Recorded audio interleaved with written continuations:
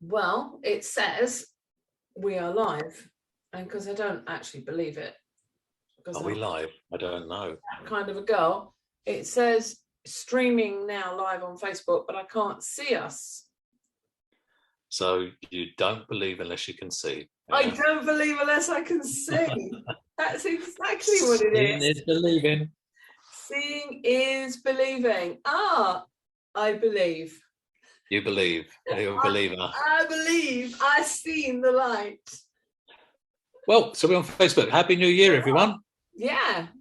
Happy New Year. We can still say Happy New Year, can't we? Because it is still only January. Happy New Year. Ooh. Yeah. 2022. Well, I'm so looking forward to this one. Well, I look forward to every single one, but this is going to be a cracker. Yeah. Well, because it just keeps getting better. Doesn't it just? Yeah. I think every circuit around the Earth, every circuit around the sun is just another opportunity to go. I wonder if how I can improve upon the last one. Yeah, let's go for another lap round. Yeah, I know there were very few people last night who came to see Owen. There was some kind of issue. Some people said that they couldn't get their login. Some people couldn't get in.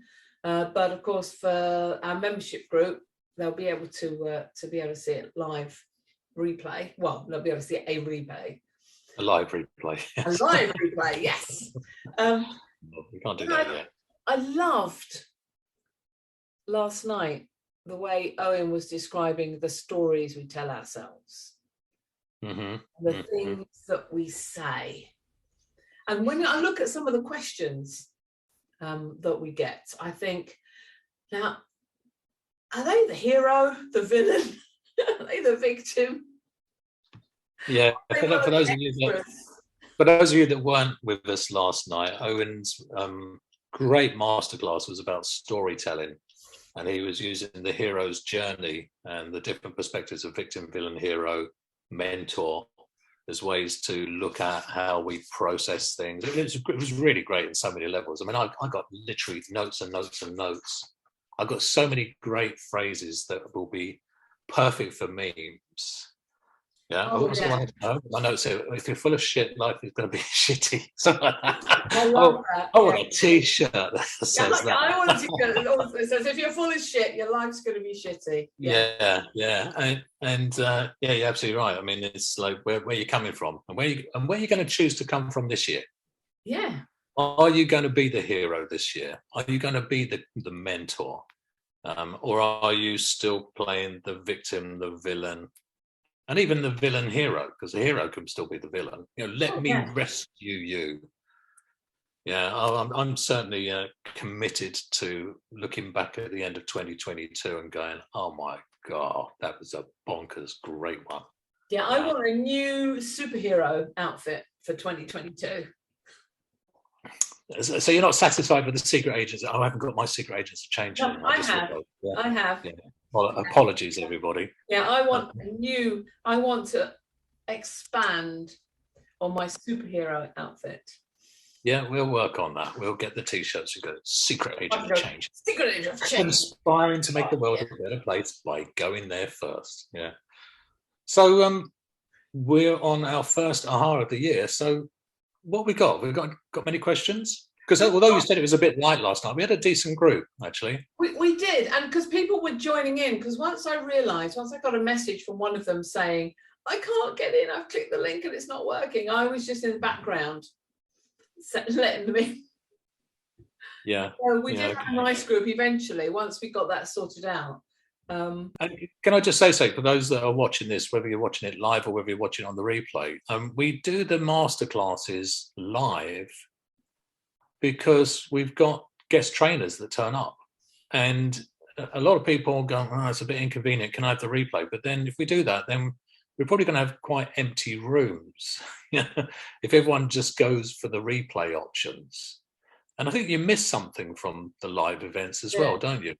Yeah, and you miss that interaction because Owen is somebody that you can ask him absolutely anything. And of course, people did. There were loads of really good questions. Yeah, there were. He will spend time and he will answer your questions. I tell you what I really liked and I was impressed. I'm always impressed when I see Owen. You know, when he came and did the masterclass for us, God, what was that? Probably 8 years ago. Oh God, it's a long time ago. College. That was great. In fact, I've got the audio recording for that somewhere. I must dig that out. Yeah. But when people asked him a question, he had a congruent answer. He did. Yeah. And that answer was coming from a place of experience and certainty. And yeah, there was just something really solid about it. And if you weren't there live, you can't ask those questions. Yeah, you just have to watch the replay and listen to the questions and answers that, by the way, you can only do that if you're in the membership group. So that's why I like the idea of it being live. And there's a degree of commitment, isn't there? Like showing up. There is, yeah. And they definitely don't want to miss the one in March with Eric.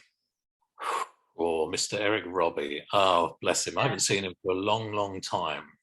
I don't know Eric particularly well. I've only met him about probably half a dozen times on the trainings. You know him quite well, don't you? Yeah, I do. I remember 22, 23 years ago, it was when Peter Heskell was running the practice group in London. And I was all nice and shiny new and on the team and assisting out. And I was all excited because I was going to go and meet this person, Eric Robbie. And the exercises we did just blew my mind. They just took everything I knew up a notch to another level. Mm-hmm. And because when he said, we are going to spend the next 2 hours talking about sensory acuity, I was like, sensory acuity for 2 hours? Done sensory acuity, yeah. I did that technique, yeah. Yeah, I did that. I did the exercises in that. But then by the time we'd finished, I suddenly noticed all the things that I'd been missing up until that point about people, their physiology, skin tone, breathing rate, and suddenly you take everything to the next level, and the whole rapport thing becomes really funky. I can't remember what book it was. I can't remember. It was Structure of Magic 1, where it was Richard or John were talking about the differences that make the difference between the geniuses. The first geniuses. The first wizards. Yeah. Fritz, Virginia, and Milton. Although I think he probably would put Moshe in that group as well, Moshe Feldenkrais. Yeah, but it was the three that were mentioned, and the phrase was something like, the difference that made the difference was their ability to discern information that others couldn't discern. It's like distinctions. Yeah, being able to see something that somebody else doesn't see, or hear something, or notice a comparison. So that's why I'm really looking forward to what Eric does, because it really does help it get granular into some of the things people go, I've got that, I know that, I've done that. No, you don't. Yeah. One thing that he does that I've not seen anybody else do, I mean, everybody's quite au fait with like a visual swish when they've done their practitioner. And then, there are many people that go, oh yeah, I can do an auditory swish. He does a kinesthetic swish. He doesn't say anything. Does it energetically. Yeah. Yeah, I love that. Yeah. It's like, do you remember when we did, it's one of the coaching courses we did with kinesiology? Yes. And I took somebody's energy away just by looking at them. I kind of like unzip their energy, and I went, oh, really weak. Yeah, it's that sort of stuff. And you guys, if you're not turning up for these live events, you're going to miss all these things. Yeah, and even if you're in the membership group and you get the replay, it's still not the same as participating. So turn up there. And if you do have a problem knocking at the door and you can't get in, go to Facebook. Let us know. We'll find a way to get you in. I think. So when is Eric joining us? Do you have the dates to hand? 24th of March. 24th of March. Yeah. So. Yeah. So I'm going to go and see him and video some little interviews with him, little snippets, to tickle everybody's dendrils and get their curiosity going as to who is this person. Yeah, get those dendrites sparking. So hello everybody on Facebook. We're talking away as if you're not there, but we're really talking to you. So what have we got this month, Tina? Okay, so here's an interesting one. When did you realize you needed a team around you? Well, I remember when I first set up my consultancy, and suddenly I had to do all this stuff that I'd not done before. And I mean, I can do most things, to be fair, but I suddenly started realizing that I needed really good quality people I could outsource to, so that my time could be best spent doing what I do best. And then I started looking for people. So how about you, Mr. Crabb? I think I've always, since I've been a coach, realized I needed a team. However, I've not always had a team. I've always had like a wingman or a buddy, so some of you know Sarah and I used to work together. A couple of other people have worked with me. So Sue worked with me. I've got a business development manager. So I've always had like a wingman, someone there to bounce ideas. So I've never been completely solo. Before I got into coaching, I always had a team. So I even had my own PA. There was always a department and someone running a department. But as soon as I got into NLP and coaching, I kind of got rid of all the businesses, sold all the businesses. I was on my own. And there was actually something really refreshing about not having to pay a wage bill every month to start. Okay. It's bizarre thinking, actually. It's illogical. It's a bit like going, oh no, I've got a really big tax bill. Wonderful. It means you've earned a load of money. Yeah. Oh no, I've got a really big wage bill. Well, hopefully if you've got it all right, it means these people are generating income and earning you profit. Yeah. Yeah. But I went into this place again, oh, thank goodness I don't have anyone around me. I've got no one else responsible for me that I'm responsible for. And it's the first time for probably decades that had happened. And I stayed in that place for probably about 10 years, I guess, where I didn't really outsource much. Accounts, yes, financials, legal stuff, yeah. But in terms of doing any work, any supportive work like marketing, or even admin type processes, I guess a bit like you, I can turn my hand to everything, and actually I like that. But I actually realized that for me that's a blind spot as well, which I'm very much aware of, that because I can turn my hand to everything and anything if I really want to, because the answers are all out there for everything, aren't they? YouTube now is the solution to absolutely every question. That it's easy to get caught up enjoying something where you're not really getting maximum value from your time. So when did I really realize I needed a team? I tell you what, there's something I really realized I need a team when I realized that my role is to provide maximum value to people. Yeah. Exactly. I got to a point where I was doing stuff because, I can do accounts and there's loads of things I can do. And then suddenly I was finding I was turning away clients because I was doing the accounts. Well, why am I doing this when that person can do it much better than I can? And I can actually bring something in rather than sit there battling over spreadsheets and double entry bookkeeping. Yeah, but I love a good spreadsheet. I know you do. I know you do. Spreadsheet.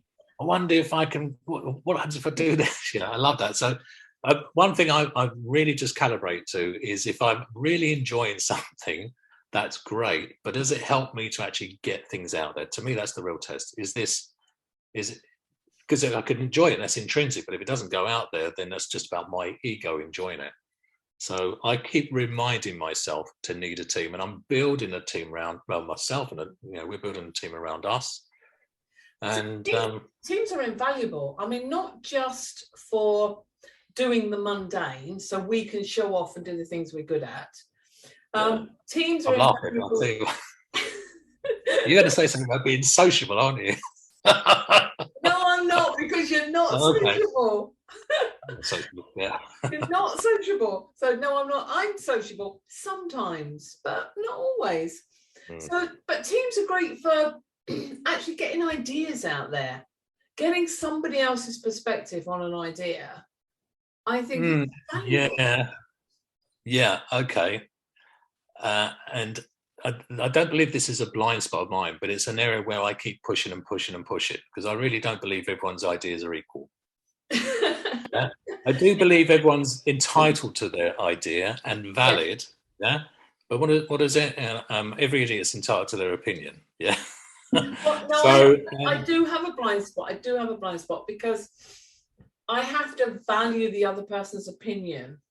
Yes. Yeah. That's my caveat. Is I need to value their opinion, and then I can bounce ideas off of them. Yeah, indeed. I totally agree with that. But in my lesson that I did this month, I talked about, I only intimated it a little bit, but there's somebody that was surrounded by a group of people who weren't experienced, so they could only bring so much to the conversation. Yeah. So they were valuing their opinions, even though their opinions were limited. Yeah. And that's something to be really aware of. It's almost like have a group of people that are as advanced as you or ahead of the game. That's so important when you're building a team, especially getting ideas off people, because they'll push the boundaries. They'll really stretch it. It doesn't mean that somebody who's not ahead of you can't come up with something and go, actually, that's really good. Yeah, that's great. But quite often they can share ideas that are still capped and limited by their own experience. So, I think that leads into the next question here, which says, what tests would you put into place to ensure you're surrounded by excellence? Great question. That's a good question, because we do need the people. I'm going to have to put the dog out in a minute. Come up here so people can see you. Come here. Okay. Well, I'm being attacked by a dog. So it is important. Look at her face. It isn't. No. It is important that you are surrounded by, as we've said, like-minded people who you respect, people that have a certain amount of expertise and skill. And I'm going to leave it to you while I throw this thing out in the garden. Yeah, I'm putting non-animal lovers on the list now as well. So, okay. There is this isn't something I developed. This came from the work of, I think it was Patrick Lencioni. And I've seen this model used by other companies, big companies, who one of their key ways to grow their business is to acquire other companies. Okay. So what they do is they acquire other companies in order to grow their lists and to expand their businesses. And they go in buying these companies super, super cheap because they don't have processes in place. And it's a great way to really exponentially grow the value of your business. One of the keys to this is getting the right people in place, right team members. And so the criteria they use are hungry, humble, smart. Okay, hungry, humble, smart. So they use this, and I think it comes from Patrick Lencioni, and I've used this with some of my clients where we've looked at the recruiting. Because to grow a business, one of the stats I've used in the lesson was 76% of companies can't grow because they've got the wrong staff. You've got to recruit the right staff. Who are the right staff? Well, they're people that are hungry, humble, and smart. So hungry means you're in it. You want to learn. Give me something to do. You're not passive. You're proactive. Humble doesn't mean you're going to sit there and be a lapdog, but it means you're not somebody who will try to get one over somebody else. You're a team player. And smart isn't just about IQ. It's not about IQ. It's about emotional intelligence as well. It's about being a team player. So if you look at hungry, humble, smart, and then look at the complex equivalence of what they mean to you, and look around at people and go, do they tick the hungry box? Do they tick the humble box? Do they tick the smart box? You've got great team players there. Yeah. In fact, it is from Patrick Lencioni's work.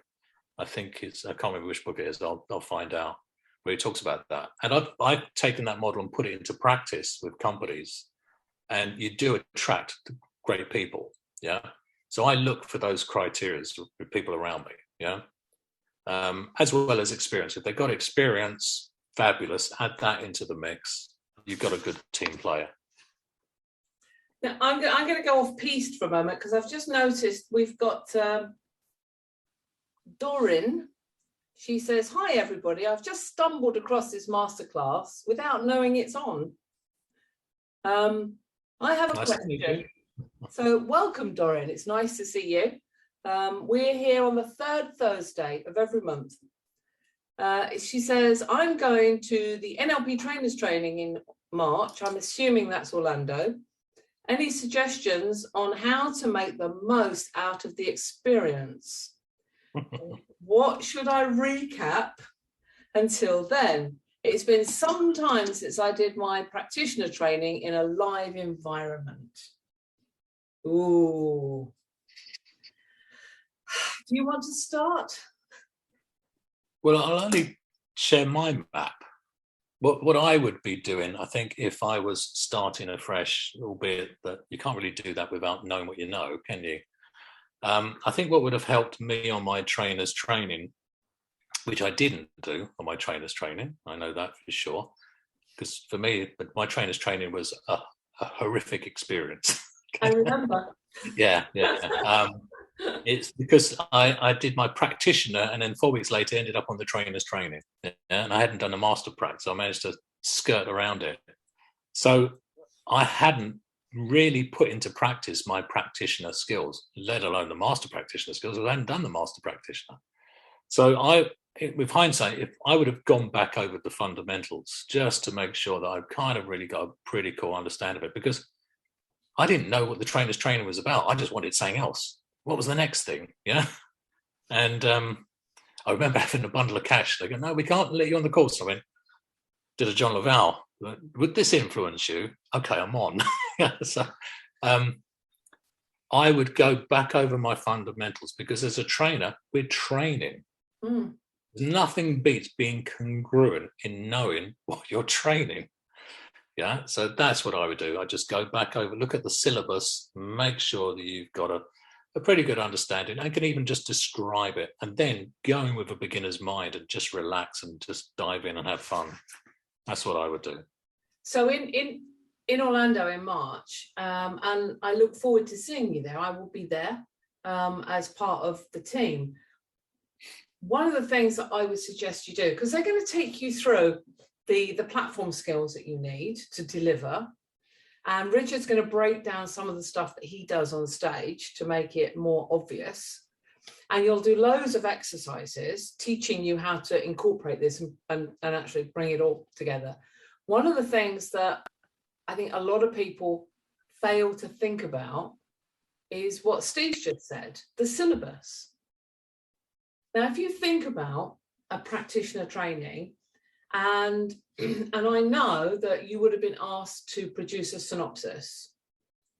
So that's like a course outline. So basically, everybody that turns up in Orlando, they hand in their synopsis and we review it and we give you feedback on what we think your structure of your course is all about. If you sit and think about the syllabus and think about how you would teach it, which is the whole idea of asking you for a synopsis. It gets you thinking about, okay, so these are the subjects that I'm going to teach. How am I going to teach them? What sequence am I going to teach them in? And the sequence is really, really much easier than people think. So when you start out, you're obviously going to start out at the beginning, teaching the basics. Because you can't go on and teach things like a swish pattern unless you've taught them submodalities. You can't have them doing certain exercises unless they have the basic skill sets. And as you think about how you're going to sequence your course, that will help you bring it all back into your head. And you can think about, well, how would you train it? As Steve just said, how would you describe what this is? I mean, the actual course is about giving you platform skills more than anything, and how you sequence your course. So you think about how you're going to start to teach it. Can I add something else to that? Because it's just occurred to me, because I didn't have the chance to put into practice my practitioner, I turned up and let's say it was literally hell. I was having to relearn what I'd done on a practitioner in order to present it and train it. Yeah, managed to get through it. Okay. When I then I became an assistant and then ended up on the trainer's training. By then I'd done the master prac and done another couple of pracs as well. The difference that made the difference to me was that I was working with people, and that things such as swish patterns or anchoring, a lot of the techniques and tools I put into practice and I'd used in real life with people, because that's when you find out how to do them, how to really push it, and how to make it work. So between now and March, play with as many people as you can find that are willing to explore and do swish patterns, do some of those. So you go, I've got this. I'm so comfortable with this. Yeah. And get used to doing all the exercises that are in the manual. Have a look at the exercises in your manual.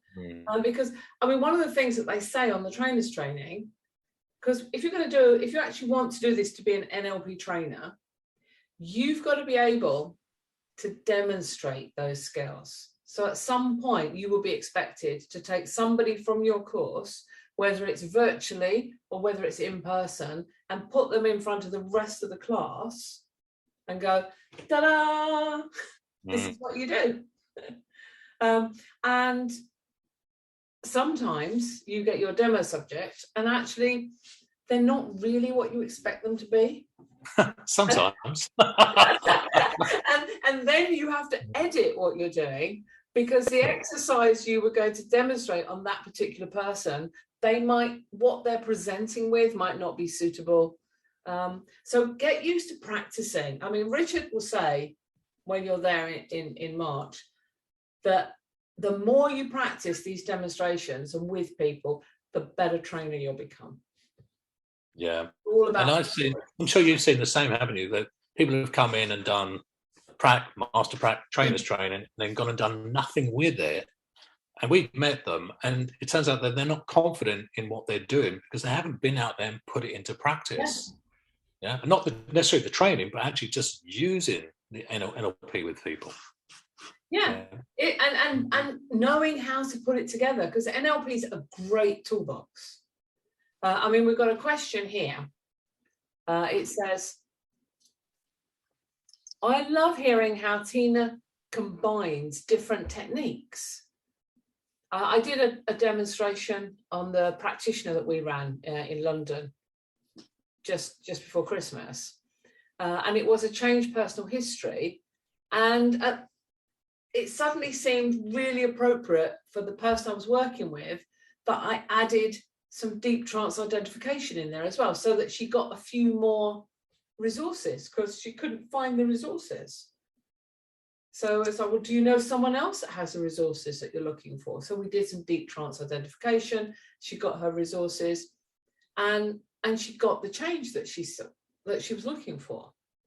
And it's not, oh, well, I'm going to do a fast phobia cure, because you might need to do something else.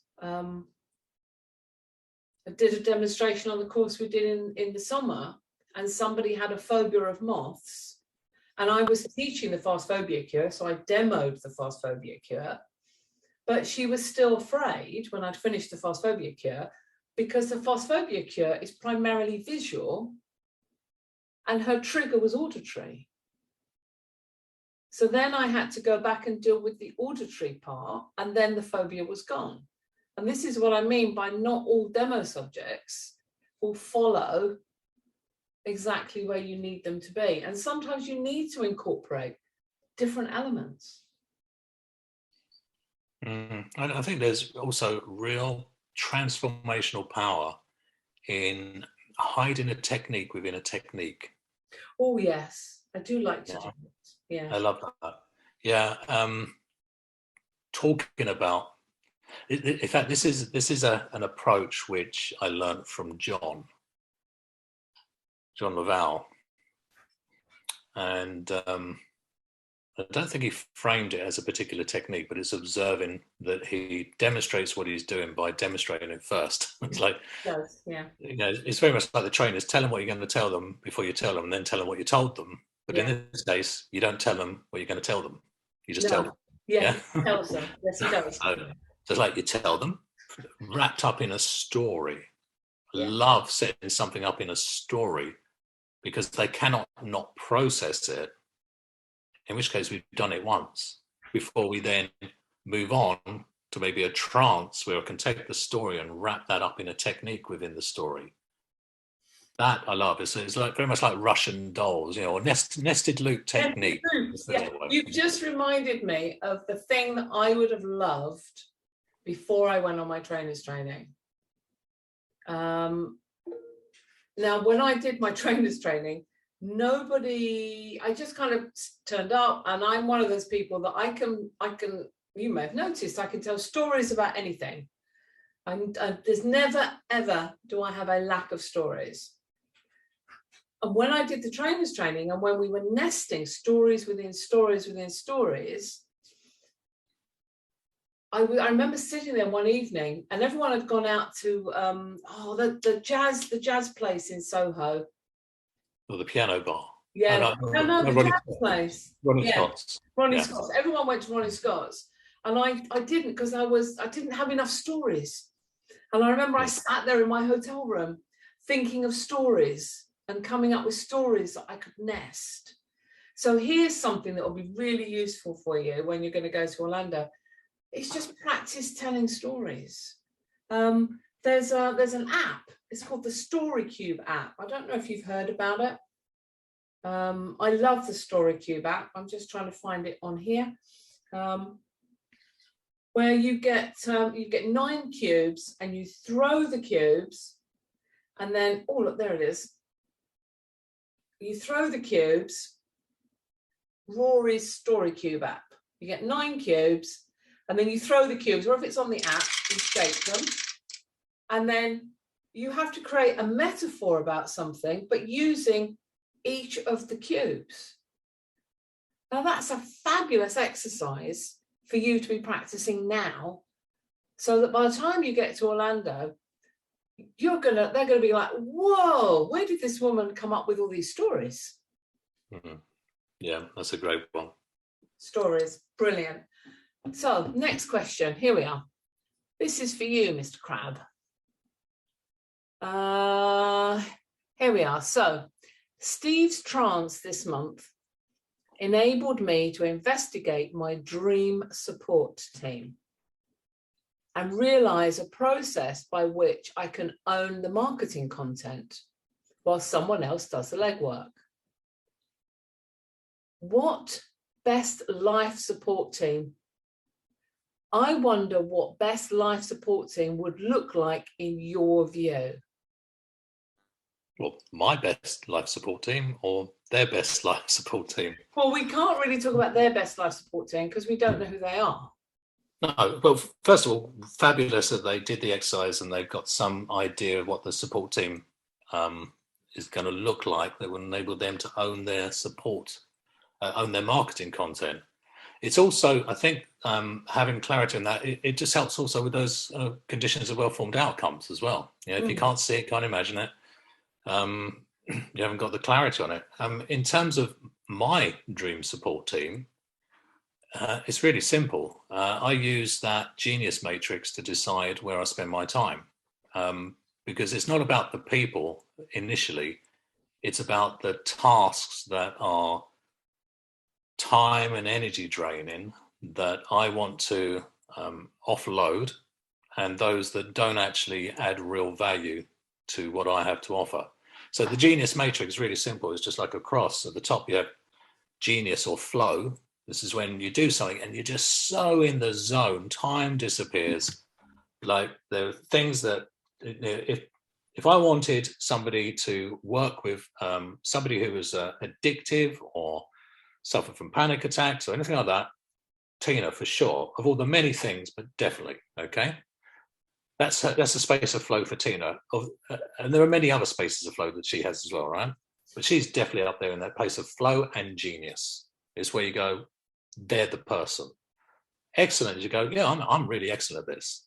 You know, you've put in the hours, you've clocked up the time, but it's still not flow. And then down below that, you've got good, where you go, yeah, I'm good, I can do this. And the other quadrant is either okay or crap. Okay.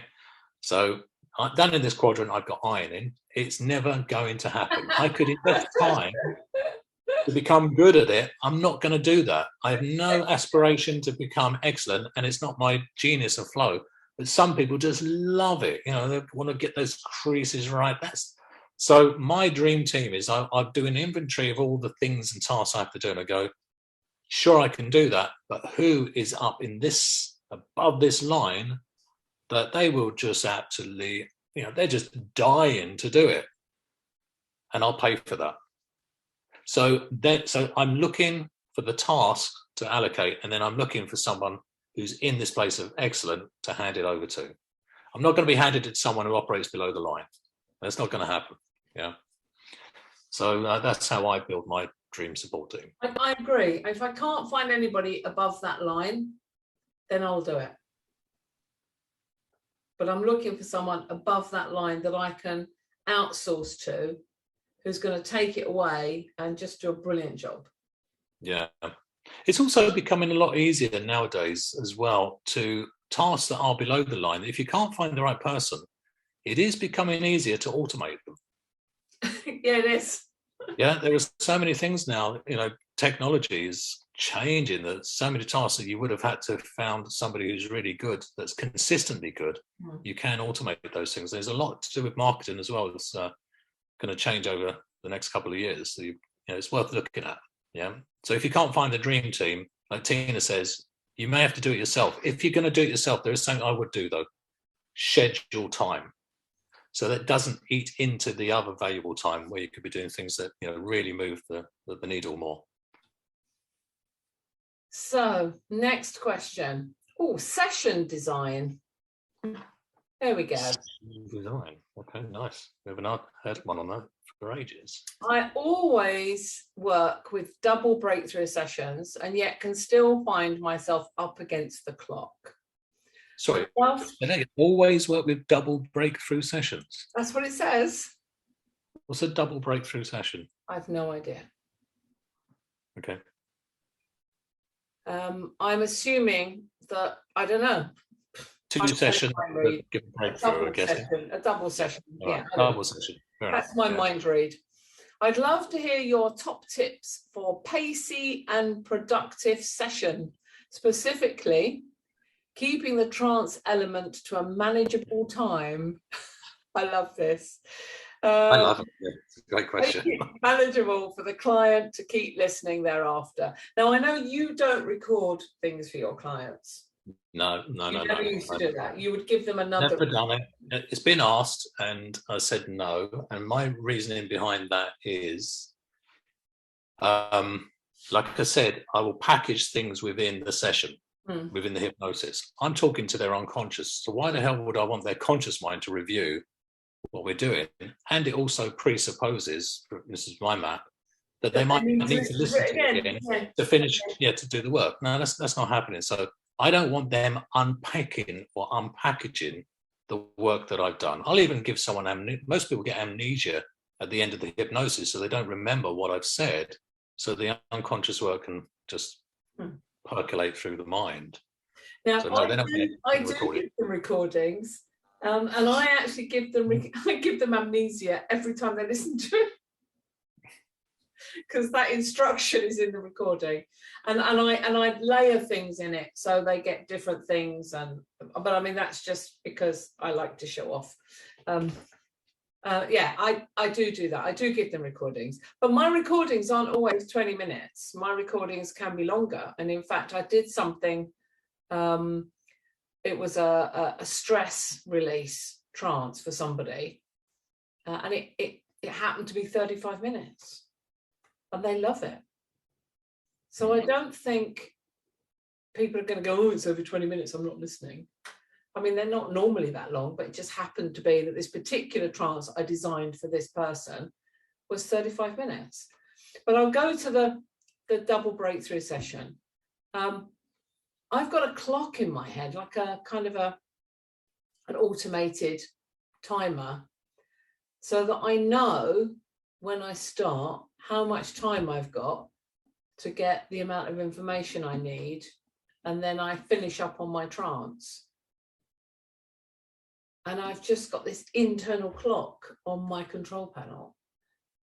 So having a pacey, productive session, it just works. There have been times in the past when it didn't work, which is why I set the clock on my control panel, so my unconscious keeps track. Okay, that's why I love with so many different approaches. You've got a very different approach to me. I don't do that much remedial work with people anymore. It's all very business generative. So I'm going to talk about remedial work though. There's two things I do. And again, it comes back to the thing I said about John earlier on about, telling them what you're going to tell them, doing the work before you even do the work. Yeah. To me, the session starts as soon as you're in communication with someone. It's the way you pre-frame and set up things. And I will want them to turn up and to be compliant to follow instructions, because I need to be able to lead rather than them lead me. So I'm going to start by getting rapport so I can lead from the very beginning by giving them things to do to test whether they follow instructions, because that's useful knowledge. That will include paying on a certain time. That will include filling in a consent form and giving me the information I need within a certain time. So it's unpackaged from out of their head on the paper, given to me. It's now disassociated. So when they turn up at the session, I'm not having to take them into the problem and listen to the blah, blah, blah for half an hour, because they'll want to unpackage the whole life story, won't they? It's like, I'll keep it short. When I was 2, seriously, okay.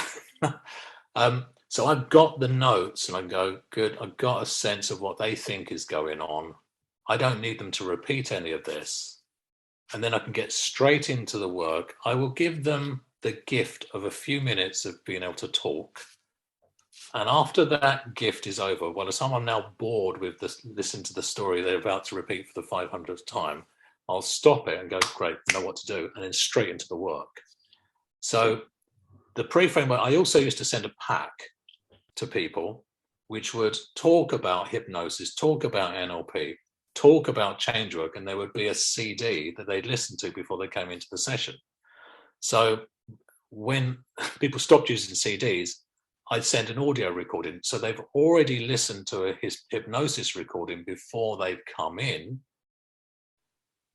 They're doing all this compliance. So they're pretty much cooked before we've even started. That makes for a very short, snappy, breakthrough session, like an hour, 90 minutes, kind of done. But I used to have another 90-minute session where they'd come back so we can test the work. And that would always be generally for something which would be generative. There might be sometimes you have to go back and finish off the work. So that's what I do. That's what I did. A lot of pre-frame work, get them to do the work, give it to you. Lots of trance before, prep, and then straight into change. Next one. Yeah. With a bit more caring than maybe I've just demonstrated. Yeah. A bit more love, a bit more compassion and loving kindness. Yeah. Yeah. Please, mind the swing door as you go out. Thank you. Yeah. I think you get very good at timing when you're seeing a lot of clients.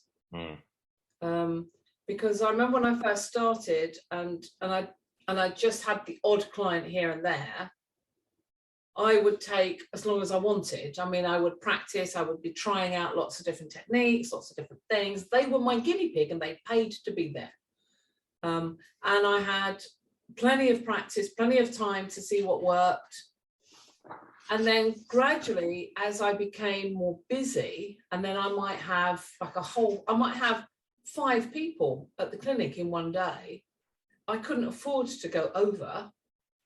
And I always wanted a half an hour in between each person, because I wanted that time for me to wash my hands, clear my head, get my energy set right for the next one. And you learn pretty quickly when you've got a lot of people how to do that, and you keep track of your time. Yeah, absolutely. In fact, I just remember there was a time I used to put a CD on to have music playing in the background, and after a while I went, okay, that's track number 4. I'm halfway through the session. That was really useful until I realised I had an internal clock and didn't need it. Yeah. There's also something else about, so like the pre-framework I found really useful. It is, yeah. And stopping them from, hypnotising you with their story. Yeah, that's so essential. Yeah, compliance. Stop it. You got to I always do that straight away. Hand. Yeah. Set that up at the very beginning. But the future pacing, I've got a series of recordings that I would give to people. So the first one was called Preparing for Success. It was about mindset. The follow-up was called Just Do It. So whatever they wanted to do, it was reinforcing, just get the freaking hell on with it. Yeah. And so that would be the support, and then the change work would be done in the middle, and they wouldn't get to go over that again. So I like to bookend it, and that really worked. That made it very effective. Yeah. So here we are. I'm gonna jump one and go to this one because I love this one. Occasionally, I feel like I've taken on a client against my better judgment. We've all done that, haven't we? What strategies do you use to decide whether a client is right for you and vice versa? Well, we did discuss this because it made me smile and I remembered. Steve and I have a similar strategy in that if somebody presents and for whatever reason, my instinct is saying, do not go near this person, don't work with them, you're not a good match, there's somebody better out there for them, or for whatever reason, I would say, oh God, how much money can I charge them? And I would come up with an obscene amount of money. I mean, my fees are not posted anywhere. Fees are when you talk to me, and I'll tell you what my fees are. I would give them an obscene amount of money, and then occasionally they go, yeah, okay. And I think, oh, I've got to do it now. And I did do it. I did go, I delivered, I got the change. And I think you had a similar strategy, did you not, Mr. Crabb? Yeah, I did. As you're telling that story, and I'm just processing the question, it just occurred to me that my brain processed it about the wrong client more around value, more rather than am I able to be of service to them. So when you're starting out, I think it can be very easy to stumble into working with someone where you are coaching above your pay grade. And coaching above your experience. Yeah. I don't want us to sound arrogant. I'm just going to say it. So if it sounds arrogant, it's arrogant. Okay. I haven't met anyone that's coming as a client where I thought I can't do something with this. Okay. I did at the beginning, but after about a year, having worked with hundreds and hundreds of people in the first year, I was going, bring it on. Doesn't matter what the case is. I know I can do something that's going to be worth the value that I'm charging. Yeah. And I didn't meet anybody where I thought, this is out of my league. I know who to send them to. So that's the bit I'm saying. I don't want us to come across as being arrogant. It's just, I knew. It's a bit like Owen said yesterday. He was talking about doing something and going, I know I'm going to be one of the best at this. Yeah. So when it came to therapy, I just knew that with my work and my commitment and my approach, I was one of the best people to be of service to people to come on in. Did it mean that some people came in that I'm in the session thinking, oh my goodness, I wish I hadn't started that? Yes. Yeah. But they were generally the ones where I had to really get rapport with my own identity. Right? I had to step up. The most. They're the ones I learned the most from. Yeah. The ones I had to step up. Oh, I don't want to do this. You have to step up. You have to pull something out, rabbit out of the hat. Yeah. And then you afterwards, I thought, I did that. So in terms of somebody who's presenting issue is maybe so extreme or so distressing or so unique, I never found that to be an issue. Bring it on. Let's see what we can do. Yeah. The areas where I worked to make sure, no, you're not coming in, were the ones that weren't. They wanted to prove something. Yeah. They wanted to demonstrate how tough and difficult they were. Yeah. They wanted to really just add you to the list of all the other people they'd seen before. Yeah. So I would not work with those people until I'd had a conversation with them and kind of knock that out of it. So it's like, don't come here to prove that you're difficult. If you want to do that, go and see someone else. I'll give you a list of people that will take your money. Yeah. And nothing will change. You've got to be willing to come here. When you're willing, then I'll see you. So they're the people that, occasionally stumble, are the ones that they're not doing it on purpose, but they're holding on to their presenting problem. Yeah. They're the ones that I would work to make sure that they didn't come in until that had been addressed. There was only ever two people I turned away. Only ever been two people I've turned away. One aggressive and violent, and one verbally aggressive and violent. Him, I just sent packing. And can you recommend? No, I'm not recommending you to anyone. Just get out. Yeah. And this particular lady who came in, and I said, no, I'm stopping the session. You're leaving. Okay. And I don't give refunds. Sent her away. And then she came back totally compliant and became a client over a couple of years. She used to fly in from Australia, in fact. Yeah. Right. The others are the ones where I go, I'm now doing something that really isn't my thing anymore. That's a different conversation when you've kind of moved on and it's not your stuff anymore. It's like remedial stuff isn't my stuff anymore. Yeah, I can do it. Yeah. But I love this working with business owners. Yeah. Yeah, and there's certain elements that certain conditions that I can do it. I've done it in the past, but it's not my thing, and I don't really want to do it. So I refer them to our students. I think, who do I know that's really good?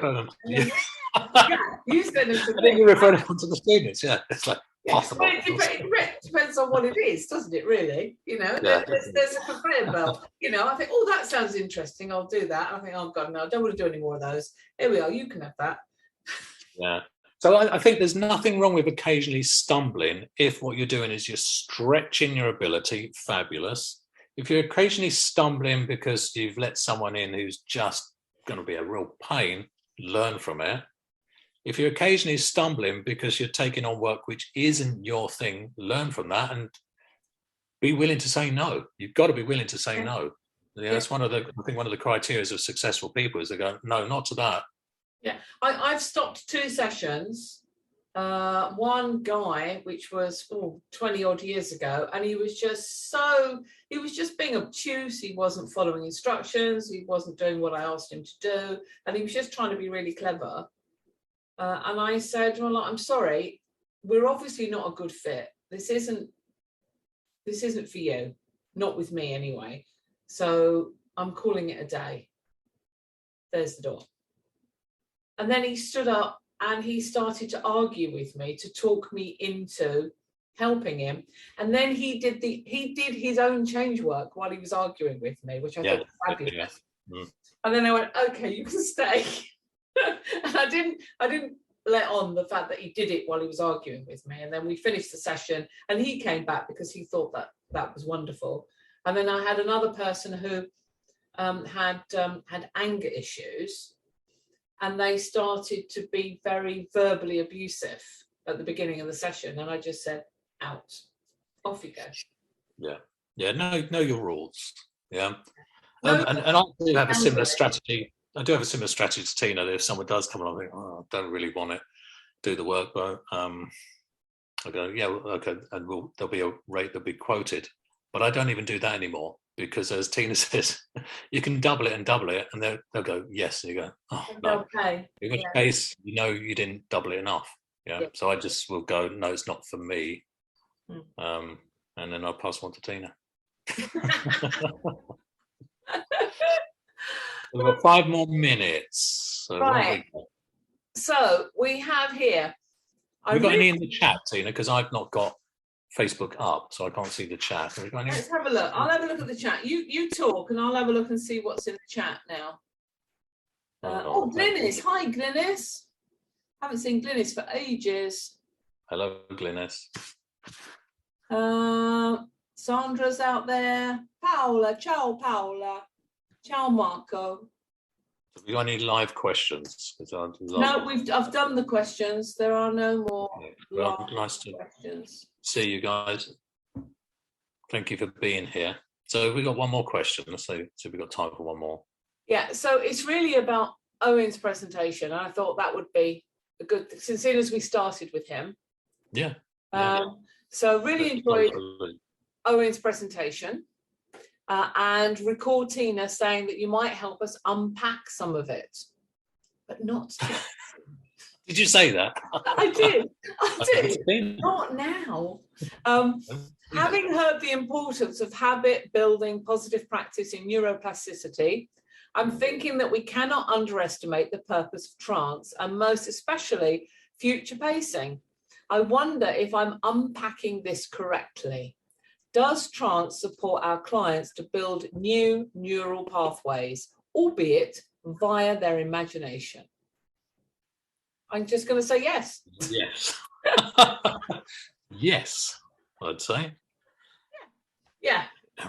It's every communication changes your brain, does it not? Yeah. In order to process something, there are chemical, neurological changes going on every second of every day. So the only thing we need to really think about is how can we purposefully, quickly help people to change their brains in ways that serve them. Yeah. So the answer is yes. Yeah. And I will listen to it and review it, and we'll begin to unpack some of the things, but not today. I think that would be a useful exercise, actually. I think so too. What I liked about what he did was the structure of it. It was actually very similar to our coaching calls. When we looked at the framework, the hero's journey, the victim owner model. So it was a very interesting talk, and I'll go back and rewatch it.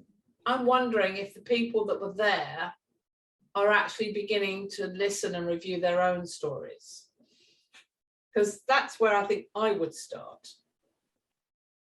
Yeah, and it depends on where you're at as well. If you're a trainer, step back from the content and observe the process, especially the last 15 minutes or so. Yeah, just have a look at the process and then map it out, and then just let it percolate and see what it is that you're doing, or that you can start doing or stop doing. I don't know how many of you noticed, it was tell them what you're going to tell them what you told them. Yeah. He set it up, did the pre-frame, went into the stories, wrapped the stories up, stories within stories, and then future paced and did what I call hypno rant, which is where you keep talking, don't give people a chance to talk. So he did all the questions, answered those very quickly, and then wrapped it all up and reviewed most of the answers at the very end, which was elegant. Yeah. Yeah. In a way that only Owen can. Well, only Owen can, and Tina can, and Steve can. In Tina's way and Steve's way. We better let people know about some of the things that are coming up as well. The Secret Agents Exchange membership group, we're going to be opening the doors shortly. We're not going to tell you when, because we don't know when. We're going to let you know when we're ready. So for those of you that are wondering about these talks that we've been talking about, where you can see them, it's behind a membership group. So we'll be posting that in the Facebook group shortly. The Prosperity Mission will also be opening up as well. So those of you that are really thinking about your mindset and value, definitely grab that. And in July, I think it is, Tina, we're doing Business Alchemy in Glastonbury. So we're going to do a retreat in Glastonbury. Yeah, a 3-day retreat where you get to retreat to advance. Yes. And the basis of that is going to be about prosperity mindset. Abundance.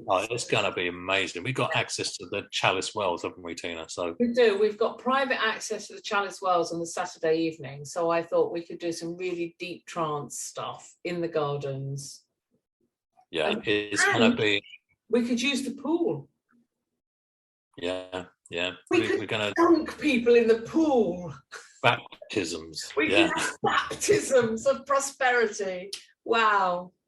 Oh, absolutely. Yeah. So we're going to be doing some stuff which will be maybe some things that many of you haven't done when you've trained with us before. A lot of esoteric and some magical stuff. Really diving into some of the submodalities and the hologram. So that's going to be something interesting and fabulous. So if you can join us, then we'll let you know about that shortly. And we've got a new website coming out soon. So there's been plenty happening. Lots of things to tell you about soon. For now, I think it's time to scoot off. I'm going to go and review my grandson who damaged his knee playing rugby today, and he's still not home from hospital. Well, I wish him well. Thank you. Thank you guys. Thank you for being here. Thank you, everybody. And we'll see you next month. We will. Live long and prosper. Love, serve, and prosper. Ciao. Who came up with that? I know it. All right. Bye. Ciao.